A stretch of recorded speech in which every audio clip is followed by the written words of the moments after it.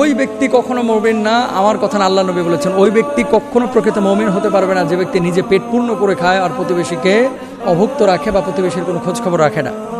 আমাদের দেশে যেহেতু রান্নাঘরের ম্যাক্সিমামই দরজা খোলা থাকে বা জানলা খোলা থাকে, ইলিশ মাছ রান্না করলে পাশের বাড়ির রান্নাঘরে কিন্তু পৌঁছায় গন্ধটা, এবং পাশের বাড়ির মানুষ কিন্তু গরুর গোশতের পোলাওয়ের তারপরে এই ইলিশ মাছের গন্ধটা পায়।